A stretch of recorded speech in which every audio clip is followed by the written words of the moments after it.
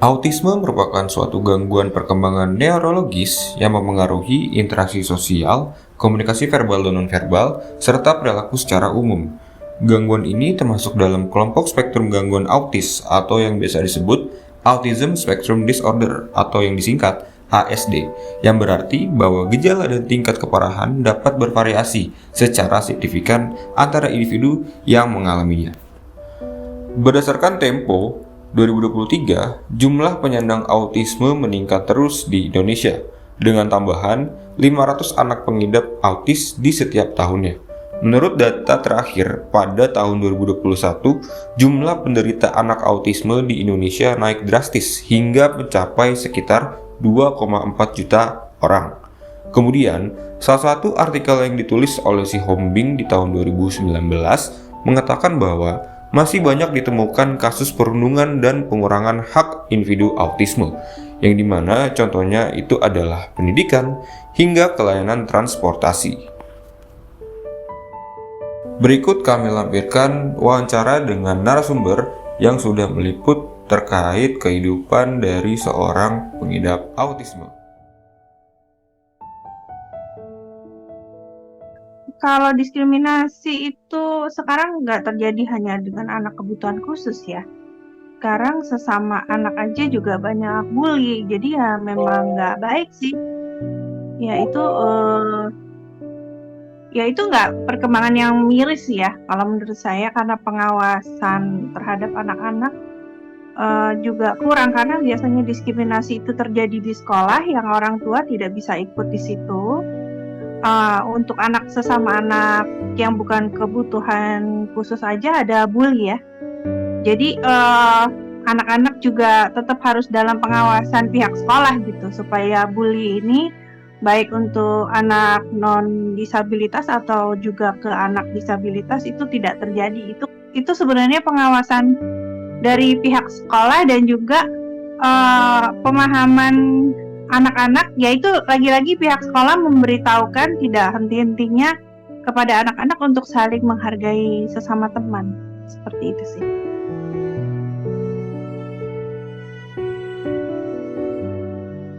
Sekarang mungkin sekolah ada pasang CCTV, tapi kemudian kejadiannya di kantin pada saat sedang jam recess time itu ada bully ya untuk anak, baik ke sesama anak normal atau anak kebutuhan khusus. Nah itu dari pihak sekolah juga tetap ada pengawasan dari security sekolah gitu, atau ada guru juga mungkin kadang yang ikut berjaga tugas di kantin gitu, supaya hal-hal yang bully di sekolah ini meskipun ada CCTV tapi tetap terpantau gitu. Dengan pihak sekolah ada awareness juga, karena orang tua di sini kita nggak bisa ikut campur ya. Kalau ada di sekolah kan itu udah tanggung jawabnya pihak sekolah. Seperti itu sih.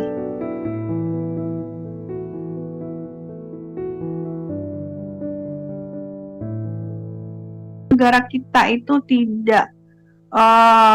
tidak memandang anak disabilitas ya, karena tidak ada hukum untuk misalkan orang yang autis ya. Kadang kita ngelihat ada perilaku orang yang aneh pada saat kita naik kendaraan umum, itu biasanya di Transjakarta atau di MRT atau di KRL ya.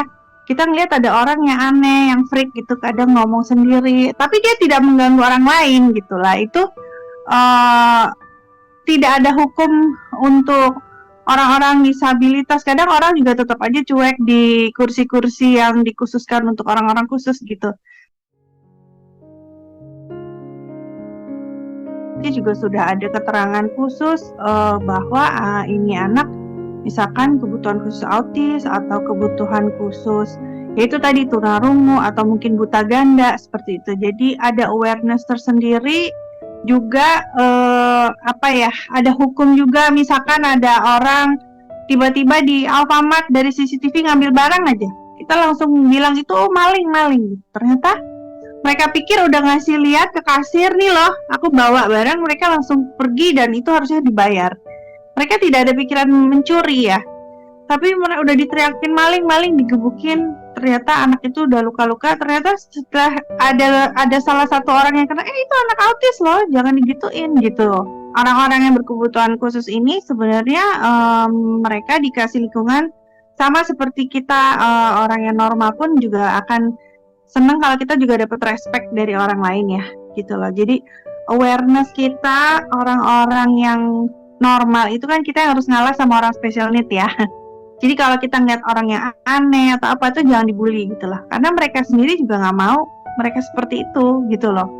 Terus fasilitas kesehatan sekarang dokter, tenaga medis, terapis itu lebih mudah dijumpai pada saat dulu anak saya di tahun 2003-2005 ya. Tahun awal 2000-an itu orang masih bingung, masih membaca. Tapi sekarang juga dengan YouTube, Instagram, dengan komunitas seperti yang juga saya sekarang lagi berusaha membantu. Tidak hanya di ruang lingkup kehidupan sosial, terdapat tantangan lainnya yang layak menjadi perhatian untuk kesejahteraan disabilitas anak berkebutuhan khusus. Salah satunya adalah penggambaran anak berkebutuhan khusus di media massa. Berdasarkan observasi kami, media massa dalam memberitakan anak berkebutuhan khusus sudah mengarah ke jurnalistik konstruktif atau menceritakan kisah sukses dan lain sebagainya, yang dimana hal ini menjadi salah satu mitigasi untuk melawan stigma negatif. Namun, masih ada ditemukan beberapa dengan judul yang sensasional, clickbait, dan ditambah pelakunya adalah anak berkebutuhan khusus. Berikut contoh-contohnya. Maka dari itu, kami akan menghadirkan narasumber lainnya untuk melihat tanggapan dan pandangan terkait pemberitaan anak berkebutuhan khusus di media massa.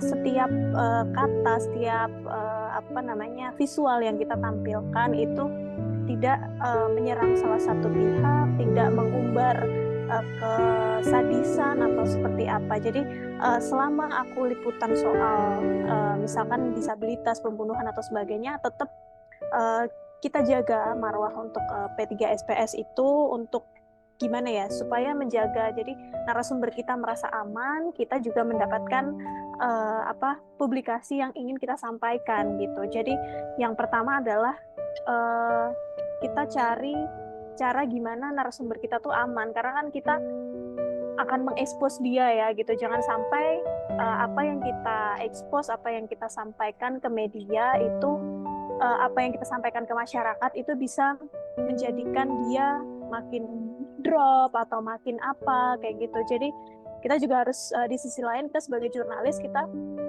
berperan di tengah nih gitu. Jadi kita harus memberitakan yang tentunya dengan tone positif dan narasumber kita juga merasa nyaman gitu. Jadi kalau misalkan solusinya untuk mencari jalan tengah supaya tidak ada pemberitaan negatif-negatif itu sebetulnya tergantung ke medianya masing-masing sih gitu. Jadi dalam sebuah media itu punya regulasi masing-masing. Nah kalau di TV itu biasanya itu ada beberapa part atau batasan-batasan yang harus dipenuhi gitu. Misalnya penyandang disabilitas yang daksa gitu, kita nggak bisa menampilkan itu, misalkan itu anak-anak ya, kita nggak bisa mengekspos itu terlalu lama gitu, karena itu akan menimbulkan sebuah kengerian. Terus kita jadi nanti konotasinya adalah menjual kisah sedih apa-apa kayak gitu. Jadi ada beberapa visual-visual aja yang kita tampilkan, tapi tidak selalu yang sedih-sedihnya gitu. Kita tampilkan sesuatu yang berupa harapan atau apa, supaya nanti ketika ada seseorang yang mengalami hal yang sama dengan narasumber kita, itu dia bisa berpikir jauh lebih ke depan untuk bisa, oh ternyata ada juga yang sama seperti aku nih, ternyata aku lebih baik nih dari orang ini gitu. Jadi menimbulkan tonton positif itu sih, harapan kita sih seperti itu ya.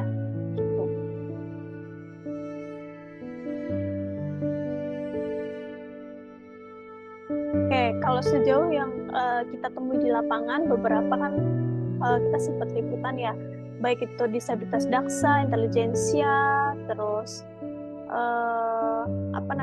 beberapa disabilitas baik dari anak-anak maupun yang udah remaja. Nah itu dari sisi orang tuanya dulu deh gitu. Orang tuanya itu pasti pas dalam kandungan tuh kan belum banyak yang tahu nih kondisi anaknya, karena ya lagi-lagi tadi itu mereka berasal dari kalangan menengah ke bawah, di mana untuk memeriksakan kandungan aja kadang sulit gitu ya. Jadi apalagi melakukan USG, paling sekali doang USG, itu pun pasti hasilnya normal-normal aja karena sekali doang, belum tentu besoknya lagi di USG normal juga. Nah itu kendala-kendala kesehatan di situ. Nah ketika lahir mereka mengetahui bahwa anak mereka mengalami disabilitas intelijensia seperti autism dan cerebral palsy misalnya, jujur mereka pasti terpukul karena banyak narasumber yang bercerita off the record dari kamera, mereka sempat nangis gitu, kayak nggak terima dengan keadaan itu,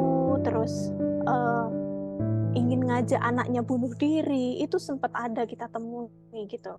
Jadi daripada kita hidup susah, mending kita bunuh diri bareng-bareng aja. Sempat ada ibu yang ngomong seperti itu gitu. Jadi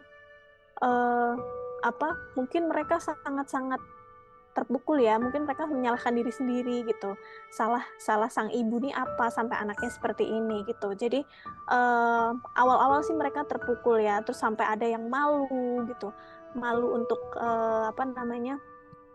mengenalkan anaknya, jadi anaknya tuh disembunyikan di dalam rumah gitu. Jadi mereka terlampau malu untuk ini loh anakku gitu. Jadi masih belum ada keberanian untuk mengenalkan ke dunia luar. Jadi anak itu sampai usia mungkin 7-8 tahun dia tidak bertemu dengan sosialnya gitu.